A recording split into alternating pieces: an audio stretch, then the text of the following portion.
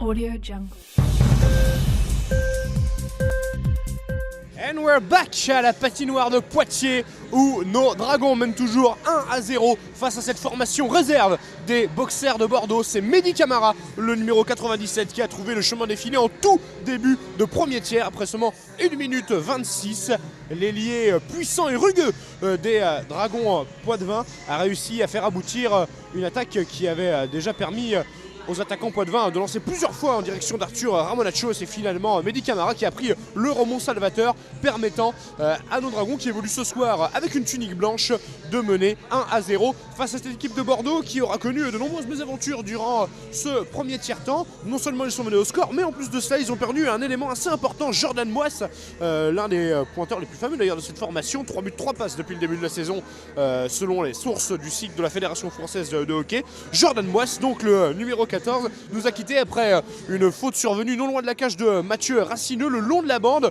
Le numéro 14 a écopé d'une pénalité de match et les Bordelais sont donc retrouvés pour la toute fin du premier tiers-temps en infériorité numérique que les Dragons n'ont pas réussi à concrétiser par un but. Et voilà donc les hommes managés ce soir par Jacques Racineux, en l'absence en suspension de John Stinco. Les hommes managés ce soir donc par Jacques Racineux, à nouveau à 5 contre 4 pour le début de ce deuxième tiers-temps. Encore un avantage numérique pour exactement 45 secondes.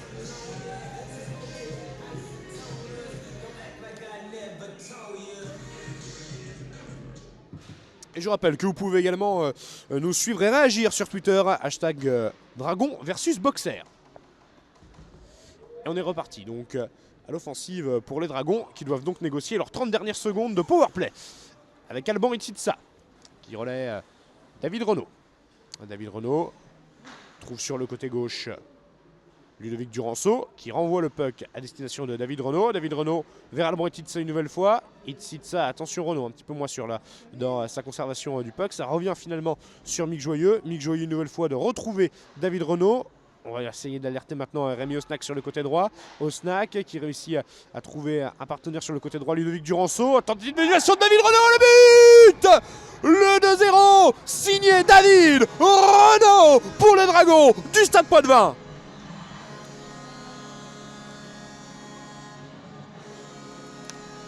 Et au bout d'un powerplay interminable, les Dragons finissent enfin par trouver le chemin défilé après Mehdi Camara. C'est un autre ailier qui parvient à scorer. David Renaud porte l'affiche à 2-0 à l'avantage des locaux.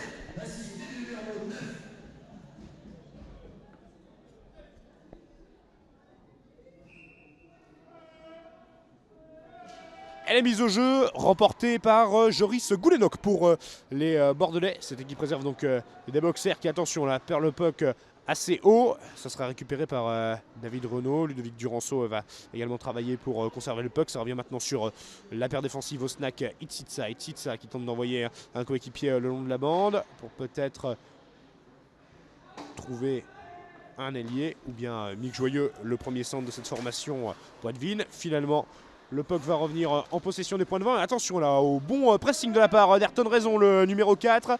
Ayrton Raison continue à de fureter dans la zone offensive pour les réservistes bordelais. Ça va finalement revenir à destination de David Renaud. David Renaud tente de trouver Ludovic Duranceau. Le shoot de Duranceau qui passe à côté de la cage de Arthur Ramonaccio. Puck qui revient maintenant à destination de Rémi Osnack. Rémi Osnack qui va essayer de trouver un coéquipier. Pourquoi pas lancer son ailier droit. Que voici David Renaud en possession du puck. David Renaud qui trouve maintenant Ludovic Duranceau. Ludovic Duranceau! Ouh, l'enchaînement superbe de la part du numéro 7 qui ne trompe pas la vigilance d'Arthur Ramonaccio qui rabat bien ses deux jambières pour stopper le shoot du défenseur formé à Cergy-Pontoise. Ça revient maintenant sur Mick Joyeux. Mick Joyeux qui continue de travailler le long de la bande face au numéro 29 Vincent Daniel. Et attention, là, il y avait du trafic devant la cage de Ramonaccio, sans pour autant réussir à armer un shoot. Les attaquants Poitevin. Ça repasse maintenant sur Rémi Osnack. Et Osnack qui va se voir figer soit de dégagement interdit. Je pense qu'on a plutôt, on aura plutôt une situation de hors-jeu. Non, c'est bien dégagement interdit.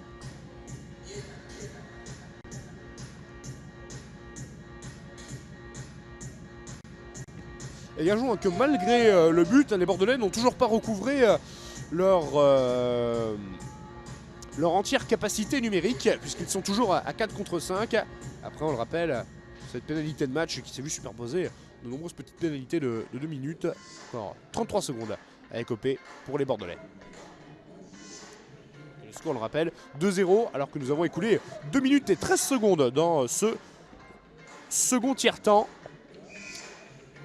Finalement, cette supériorité numérique a enfin profité aux avants Poitevin par l'entremise de David Renaud qui se saisit à nouveau du puck et qui va pénétrer en zone adverse. David Renaud qui a trouvé le relais maintenant de Mick Joyeux.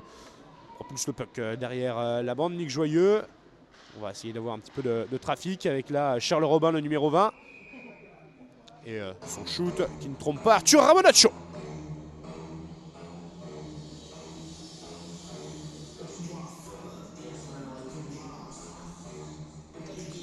Arthur Ramonaccio qui se saisit donc du puck.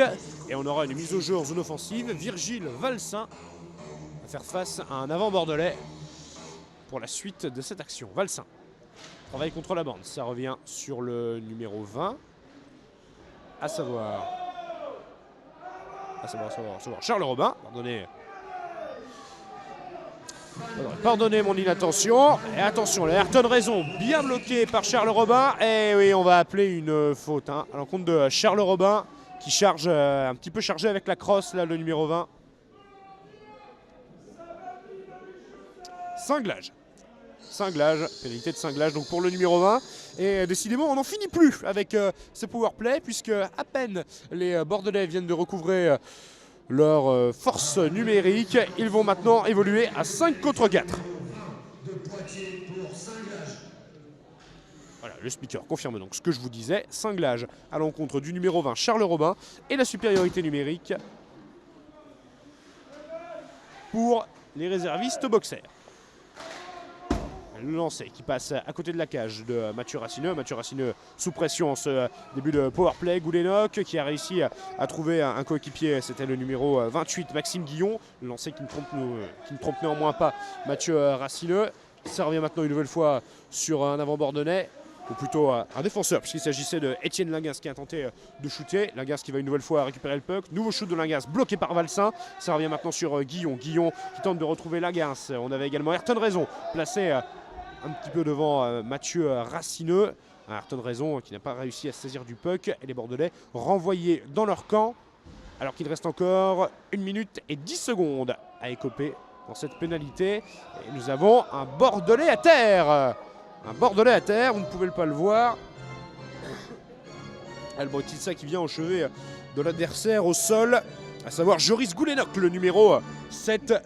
Le robuste attaquant bordelais qui représente l'une des armes offensives les plus significatives. Selon le site Fédération Française de Hockey sur Glace, il est le 3e meilleur pointeur derrière 2 joueurs qui ne sont pas sur la feuille de match ce soir. Thibaut Sornal, numéro 17, et Cyril Boub, le numéro 64, tous deux absents. Joris Goulenok fait donc office de meilleur pointeur aligné aujourd'hui par Guy Dupuis avec 6 buts pour 5 assistances, portant donc son total de points sur la saison à 11 points. 1 minute 09 de pénalité encore à écouler pour les Poitevins qui sont toujours à 4 contre 5 mais qui sont néanmoins dans le camp adverse grâce notamment à Mick Joyeux qui maintient la pression avec une petite charge là sur un adversaire. Mick Joyeux, on sait, attendez, petite situation là de turnover peut-être pour les boxers et très bonne couverture défensive de la part de Mick Joyeux. C'est vraiment le gros point positif du jeu affiché par le centre depuis le début de la saison. Bon, vraiment des deux côtés de la patinoire, Mick Joyeux qui n'est pas avare de repli défensif mais qui sait également mettre de très bonnes charges. Le numéro 10, souvent actif le long de la bande.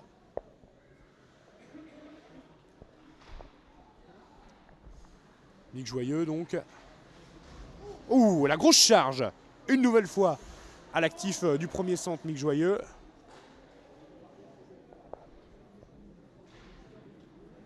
Les Bordelais maintenant de récupérer le contrôle du puck un petit peu, plus ou moins devant la cage. Avec Joris Goulenok. Joris Goulenok qui tentait de lancer Ayrton Raison. Bloqué par Rémi Osnak. Goulenok qui assène maintenant une charge sur le numéro 9, Rémi Osnak. Ça revient maintenant sur Daniel. Vincent Daniel qui trouve un coéquipier au fond de la patinoire pour lancer Joris Goulenok, le numéro 7. Puck qui passe maintenant derrière la cage de Mathieu Racineux. Revient en possession du capitaine Rémi Osnac. Attention, subtilisé par Ayrton Raison. Ça revient sur Goulinok qui tente de retrouver Ayrton Raison. C'est bloqué par Mathieu Racineux. Alors que Jourdan, le numéro 12, venait également fureter le long de la cage de Mathieu Racineux. Le numéro 27 s'impose avec autorité pour bloquer ce puck. Alors que nos points de 20 viennent de retrouver également l'égalité numérique. C'est donc maintenant deux formations qui évoluent à 5 contre 5. On n'avait pas vu ça depuis au moins 10 à 12 bonnes minutes. Depuis cette pénalité de match requise à l'encontre du numéro 14, Jordan Boisse. Le long de la bande, Tony Portron et Florian Petit-Colin qui bataillent avec deux Bordelais pour remettre la main sur le puck. Ça va finalement revenir pour Thibaut Caresse et on va avoir un nouvel appel. Je pense qu'on a une petite charge dans le dos là, de la part d'un joueur bordelais. On va voir ce que nos deux arbitres vont appeler. Gérald Bruno et Nicolas Elbaz. On rappelle de arbitre officiel, en temps pour moi. Pas de charge irrégulière, mais on est venu s'assurer que le but n'avait pas bougé de son emplacement. La cage ne s'était pas déplacée. Petit-Colin qui ne remet pas la main sur le puck. Néanmoins, puck qui va sortir de la zone offensive. Côte-Noire tente d'alerter sur le côté droit Doug Ongangu Essor qui vient là de faire les frais d'une grosse mise en échec de la part de Virgile Valsin. Toujours au contact là par l'entremise maintenant de Mehdi Camara. Ça revient vers Tony Portron. Goulenok stoppé par un défenseur Poitvin. On tente de retrouver Mehdi Camara du côté des points de 20 pour mettre la main sur le puck. C'est finalement Virgile Valsin qui va le renvoyer en zone neutre. Et Florian Petit-Colin qui va devoir assurer la couverture. Attention à Maxence Ungauer qui vient de tenter la charge là pour essayer de reprendre la possession du puck. C'est ce qu'il vient de faire avant que Mehdi Camara ne revienne pour reprendre lui aussi possession d'un puck extrêmement disputé dans cette zone offensive. Les Bordelais qui continuent de maintenir leur présence mais qui avaient un petit peu de mal à conserver, à mettre en place une bonne phase de possession. Et voilà maintenant Ludovic Duranceau et Mehdi Camara de remonter le puck. La déviation de Duranceau qui manque de tromper Arthur Ramonaccio. Sans succès. Le numéro 33 s'interpose bien à 6,36 dans les débuts de ce second tiers-temps.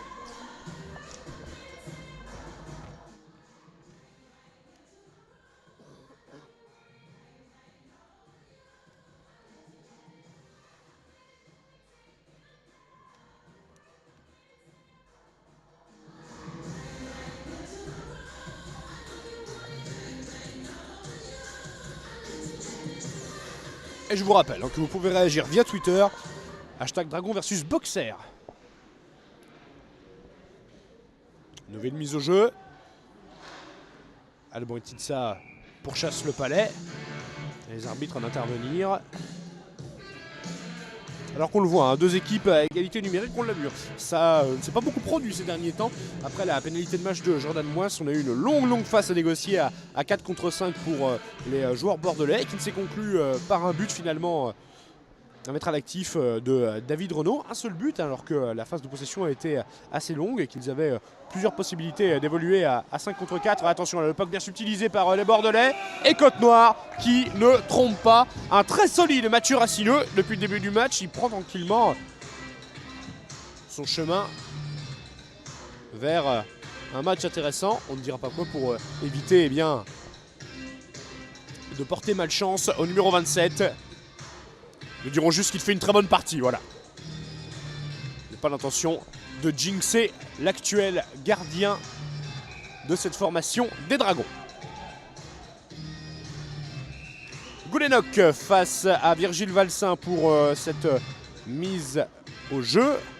Alors qu'on entend 2-3 protestations qui s'élèvent depuis le banc. On a mis un petit peu de temps à rentrer sur la glace pour Mehdi Camara, le numéro 97. 7 minutes, 1 seconde d'écoulée dans le début de ce second tiers-temps. Et mise au jeu remportée par Virgile Valsin. On revient sur Ludovic Duranceau et Mehdi Camara qui réussit à se lancer sur le côté droit. Mehdi Camara qui va lancer, bloqué par Ramonaccio, le rebond Valsin. Lankman en 2 temps, Lankman, et non, Ramonaccio qui réussit à bloquer ce lancer de sa jambière gauche. Et ça va finalement revenir sur Joris Goulenok. Et attention, bonne situation de turnover pour le numéro 7 qui est un petit peu paniqué. Tentait de lancer Ayrton Raison qui va finalement retrouver Ludovic Duranceau. Et attention, oh superbement bien fait par le numéro 97, Mehdi Camara, qui au rebond surprend la défense des Boxers. Ah oui, le puck qui traînait là devant la cage de Ramonaccio. Petit moment de flottement dans la défense. Et Mehdi Camara qui vient placer ce puck sous la barre de Arthur Ramonaccio pour aller scorer un doublé.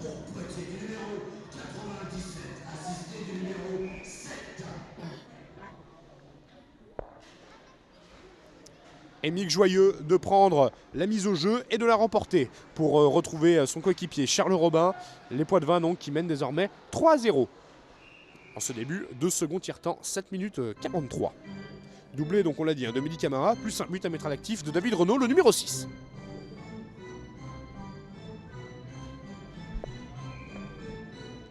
L'orgue qui retentit, alors que Mick Joyeux va encore une fois prendre une brise au jeu en zone offensive, la remporter. Et le puck maintenant de revenir en possession des Poitevins avec Ludovic Duranceau. Lancé de Duranceau, dévié par la jambière droite de Ramonaccio. Ça revient une nouvelle fois derrière la cage du portier bordelais. Mick Joyeux, contact avec David Renaud. Pour pourquoi pas réussir à trouver un coéquipier. On essayait d'alerter Louis Robuchon, le défenseur numéro 5. David Renaud, qui une nouvelle fois travaille bien derrière la cage. Passe de Ludovic Duranceau, qui peine à trouver Mick Joyeux. Attention, là, Louis Robuchon était bien placé devant la cage pour faire le trafic et essayer de dévier le puck en direction des filets de Ramonaccio. Attention à cette passe de David Renaud, qui là encore ne réussit pas à trouver un coéquipier. Turnover pour Côte-Noire, le Bordelais. Ça passe à côté de la cage de Mathieu Racileux. C'était une occasion en or pour les réservistes des Boxers, mais le numéro 3, Gabriel Côte-Noire, n'a pas réussi à la concrétiser. Son shoot passe à droite de la cage de Mathieu Racileux. Et attention à cette belle occasion là pour Rémi Osnac, le capitaine Poitevin, qui tente en deux temps de placer le puck derrière Arthur Ramonaccio, le portier bordelais, qui fait néanmoins office de mon dernier rempart sur cette action. Alors qu'une mise au jeu sera prise en zone offensive pour les coéquipiers d'Alban Ititsa.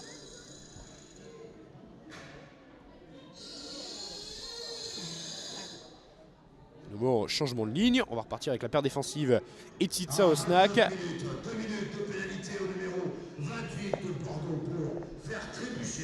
Et on va appeler une pénalité à l'encontre du numéro 28 bordelais. La faute, Maxime Guillon, qui a fait trébucher son adversaire.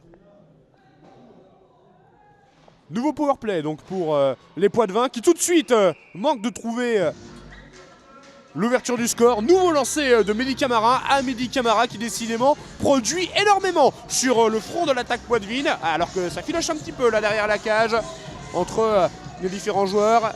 Ayrton Raison notamment impliqué. On essaye de se calmer du côté de Tony Portron, le numéro 26, est déjà impliqué dans quelques petits échauffourées depuis le début du match.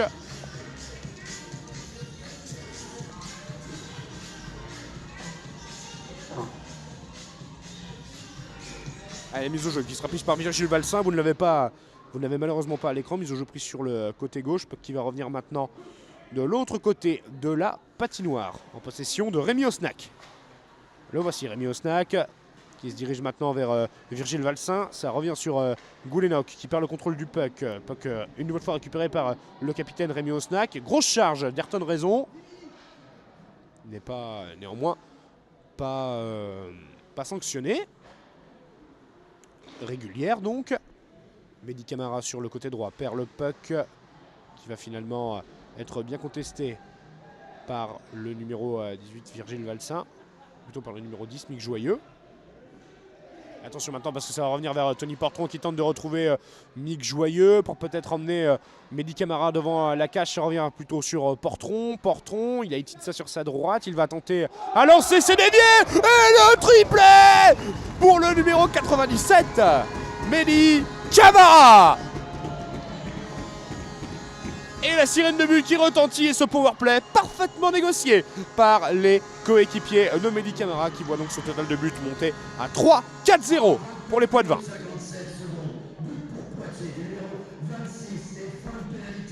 Ah, on appelle pour le numéro 26. Ah, ce serait Tony Portron qui aurait dévié et non Mehdi Camara. Autant pour moi. Alors de là où j'étais, c'était un petit peu plus compliqué. Vous avez eu un angle un peu plus resserré sur le but adverse.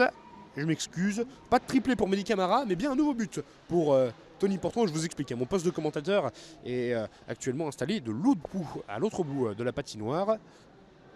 Et donc de l'autre côté du but que vous voyez actuellement à l'écran. C'était un petit peu plus compliqué pour moi de savoir si c'était Tony Portron ou Mehdi Camara qui avait dévié le puck dans les filets. Alors que là, on a eu une grosse charge à mettre à l'actif de Charles Robin. Tony Portron donc le scoré, Mehdi Camara 2 buts, David Renaud un but également et les Poitevins de mener 4-0 alors que nous entamons la deuxième phase de ce second tiers-temps. Ça revient sur Mick Joyeux. Mick Joyeux toujours actif des deux côtés de la patinoire, on l'a dit, le numéro 10 qui va bien réussir à remonter le puck, trouver Duranceau vers vers Robuchon. Le voici en action, Charles Robin qui va disputer le puck à un attaquant bordelais. Ça revient sur Ungauer qui n'arrive pas à retrouver un coéquipier, qui tentait d'alerter quelqu'un devant la cage de Racineux, sans succès. Ça revient maintenant sur Virgile Valsin. Virgile Valsin qui prend l'information, observe les déplacements de ses coéquipiers et fait le choix de lancer Lankman sur le côté gauche. Lankman qui va retrouver Ludovic Duranceau. Ludovic Duranceau bien placé. Ludovic Duranceau qui shoot et le puck capté en 2 temps par le gardien bordelais. Déjà trompé 4 fois depuis le début de la partie, Arthur Ramonaccio.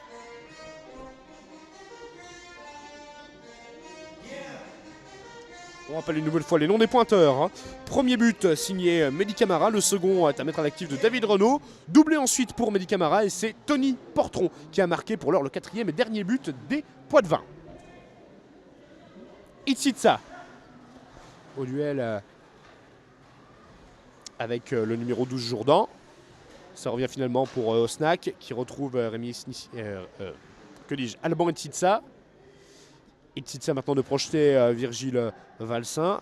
Le puck finalement bien couvert par la défense bordelaise, même si on a un petit peu de mal à ressortir de la zone défensive. Ce sera peut-être fait là par l'entremise d'Ayrton Raison qui va retrouver Ongangu Ezor, si je ne me trompe pas, le long du but bordelais. Puck maintenant qui revient de l'autre côté de la patinoire. Le pressing de Jourdan et Raison qui ne fait pas plier David Renaud. Maintenant lancé au soutien de Mick Joyeux, son coéquipier et partenaire de trio. David Renaud qui continue. Oh, la bonne passe de David Renaud. Ça revient sur Rémi Osnac. Et David Renaud qui avait bien alerté Lankman là devant la cage. C'est peut-être pas encore tout à fait terminé parce que ça revient sur Mick Joyeux. Mick Joyeux de trouver là encore un partenaire le long de la bande. Oh, et on a eu une grosse mise en échec de la part de Goulenok qui d'emblée a semblé un petit peu regretter l'ardiesse et la rudesse de son geste. Joris Goulenok qui a tout de suite fait mine de calmer les esprits et qui, fair play, fait le maximum pour éviter d'envenimer la situation.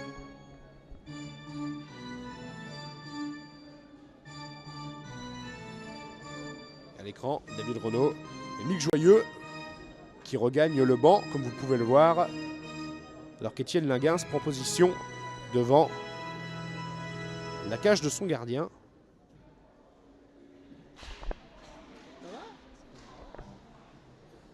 Ça repart donc côté Poitevin. On essaye de mettre au maximum la pression sur la cage de Ramonaccio.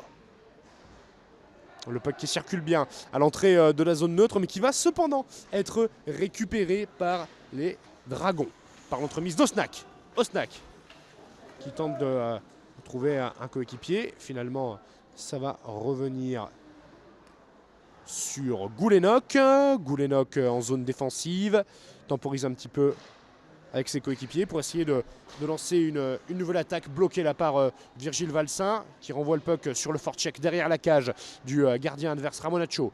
Ça va revenir maintenant peut-être sur un coéquipier. Finalement non, c'est récupéré par Alban Itsitsa. Alban Itsitsa, le lancer d'Itsitsa, bien bloqué par Ramonaccio. Personne au rebond pour les Poitevins et Rémi Osnac de retrouver sa zone défensive pour essayer de lancer une nouvelle attaque à bientôt 14 minutes d'écoulées dans ce second tiers-temps. Lancé de Portron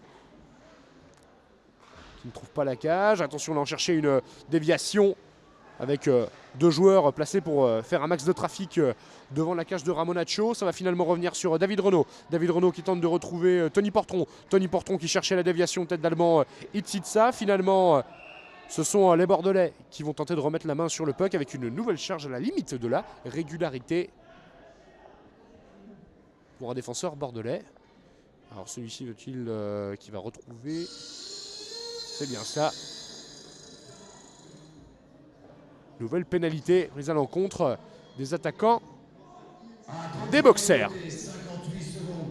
C'est le numéro 13, Maxence Sundgauer, qui retrouve la prison. On l'a dit, charge incorrecte. C'est ce que je vous disais avant que le speaker ne l'annonce. Une charge incorrecte qui va permettre aux coéquipiers de Mick Joyeux de se retrouver une nouvelle fois à 5 contre 4 aux abords de la cage de Arthur Ramonaccio.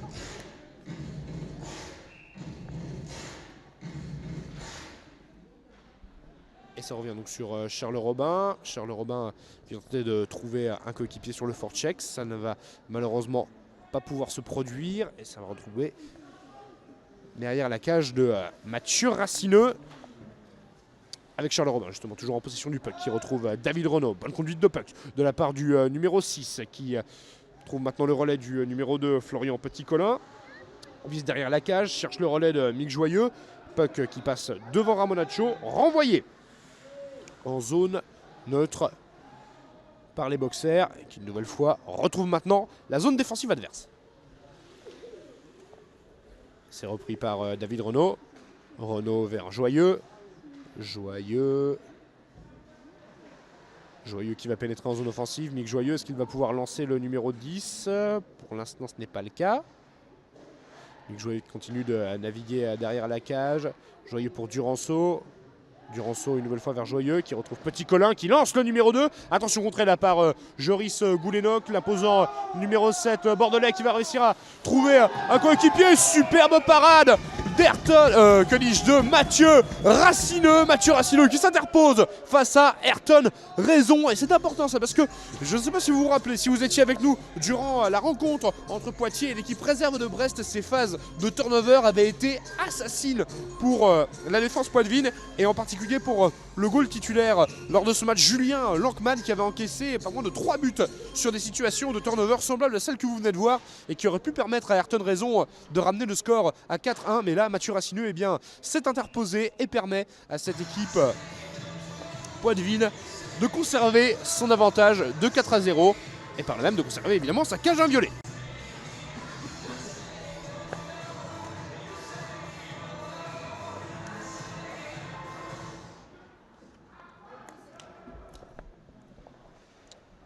On retrouve maintenant Rémi Osnac. Osnac vers Portron. Portron essaye d'interpeller Mehdi Camara. Sans succès, ça va revenir sur Virgile Valsin. Virgile Valsin de trouver une nouvelle fois Tony Portron. On rappelle que l'on a encore 20 secondes de powerplay à l'actif des coéquipiers de Virgile Valsin qui va maintenant pouvoir trouver Rémi Osnac. Le shoot de Rémi Osnac stoppé par Ramonaccio. Et ça revient maintenant dans le camp des coéquipiers de Mathieu Racineux, alors que l'on entame maintenant, qu'on entame bientôt les 4 dernières minutes de ce second tiers-temps. Itsitsa. Et les deux équipes reviennent maintenant à 5 contre 5. Itsitsa vers Camara. Camara qui trouve Virgile Valsin. Le lancer de Valsin dévié par Ramonaccio. Ça revient sur Tony Portron. Tony Portron au duel avec le numéro 3, Gabriel Côte-Noire. Bonne couverture défensive de la part du boxer. Néanmoins, ça n'empêchera pas Mehdi Camara de prendre un nouveau lancer. Et cette fois-ci, c'est un triplé pour le numéro 97, Mehdi Camara.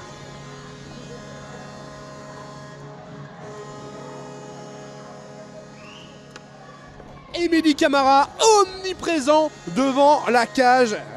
Ce soir, le pauvre Arthur Ramonaccio risque de faire des cauchemars où il verra des monstres avec la tête de Mehdi Camara, puisque le numéro 97, par 3 fois, a réussi à tromper la vigilance du gardien bordelais. Un hat-trick glorieux pour un Mehdi Camara qui relève à la perfection ses coéquipiers absents sur le front de l'attaque Poitevin, puisqu'on le rappelle, hein, sont absents Jeff Stinko et Julien Lebert, les deux ailiers qui n'ont pas pu... deux raisons différentes. Jeff Stinko, c'est une suspension. Julien Lebert, lui, n'a pas pu être présent ce soir pour cette dernière rencontre qui revêt maintenant à des airs de démonstration, puisque à 16-26 dans le second tiers-temps, les points de 20 culminent à 5-0. Triplé de Mehdi Camara. Ayrton Raison au duel avec Mick Joyeux. Bon travail contre la bande de la part de Mick Joyeux, qui tente d'être relevé par le numéro 5, Louis Robuchon. Et c'est finalement... Ce sont finalement les Bordelais qui vont récupérer le puck et tout de suite bloqué par Alban Etitsa qui travaille bien la ligne bleue, le numéro 88. Alors pourquoi pas de trouver un partenaire côté bordelais. Ou le shoot de David Renaud bloqué par le gardien adverse. Et c'est une situation de turnover maintenant qui va être exploitée par le numéro 12, Grégory Jourdan. Jourdan, ça revenait sur Raison qui n'a pas eu le temps d'armer un shoot. Et le puck récupéré par Alban Etitsa revient maintenant sur Virgile Valsin. Repasse en possession des Poitevins, récupéré par Rémi Osnack. Osnack qui passe Ungauer, trouve Valsin. Virgile Valsin, repassé vers Rémi Osnack, avec une charge en milieu de patinoire pour Alban Etitsa. Un Alban Etitsa tout feu tout flamme là dans cette fin de second tiers-temps. David Renaud, le shoot bloqué. Lankman au rebond. Ça n'est pas concluant, ça revient en possession maintenant des Bordelais qui, par l'entremise de Tom Guiraud, tentent de relever un petit peu la tête et d'amorcer une nouvelle offensive avec une nouvelle charge pour Alban Etitsa. Alban Etitsa qui met les barbelés dans cette fin de second tiers-temps. Il reste encore 2 minutes et il enchaîne les charges sur les attaquants adverses. Ça revient maintenant vers le numéro 9 bordelais Tom Guiraud et les réservistes de cette équipe de boxeurs, puisqu'on le rappelle, il s'agit d'une équipe réserve. Ils sont actuellement largement dominés dans le domaine de l'impact physique. Ils ont aussi grande difficulté à construire dans la zone adverse, leurs principales occasions provenant principalement de situations de turnover. Encore 1 minute 30, ou plutôt 1 minute 31 pour être tout à fait précis à écouler dans le second tiers-temps. L'avantage est bien entendu pour les Dragons du Stade Poitevin qui, notamment grâce à Mehdi Camara, qui aura enfilé sa tenue de gala ce soir, mène par 5-0. Triplé, donc on l'a dit, pour Camara. Un but de Renaud également, un autre but de Tony Portron.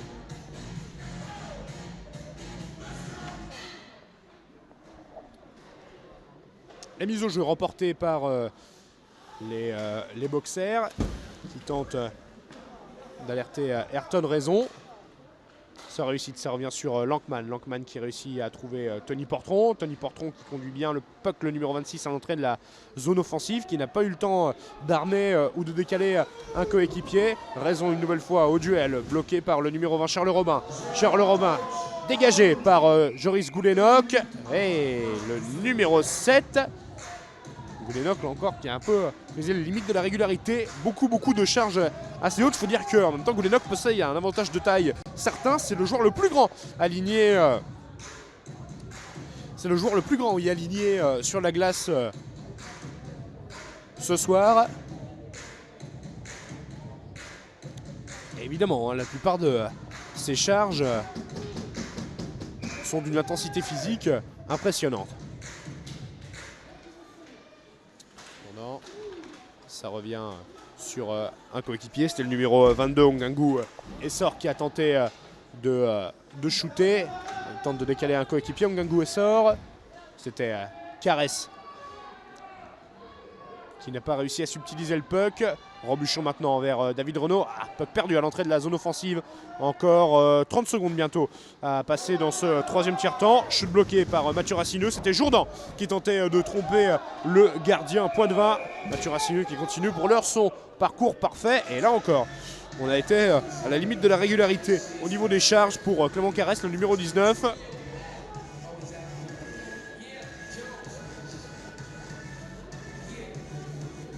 Et Clément Caresse qui va justement rejoindre la prison. Charge incorrecte.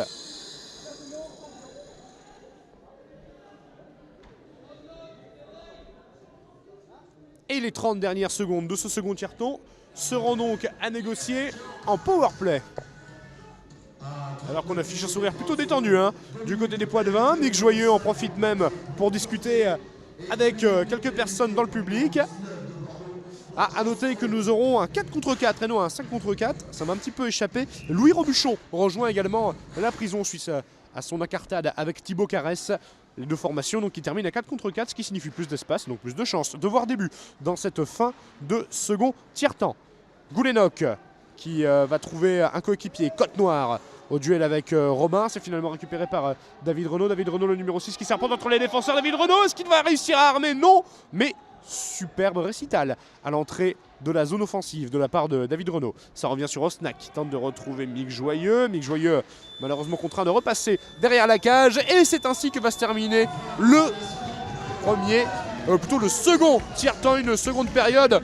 Eh bien, agrémenté de nombreux buts, 4 buts en tout dans ce second tiers-temps, 2 à mettre en actif de Mehdi Camara. David Renaud avait signé le but du 2-0 et Denis Porton a également participé à la fête en inscrivant le 3e but, 5-0. Donc on va prendre maintenant une petite pause et on revient d'ici une douzaine de minutes pour reprendre avec un 4 contre 4, puisqu'on le rappelle, pour encore 1 minute 30, les deux formations seront privées d'un joueur sur la glace. Allez, à tout à l'heure, retrouvez-nous le plus vite possible.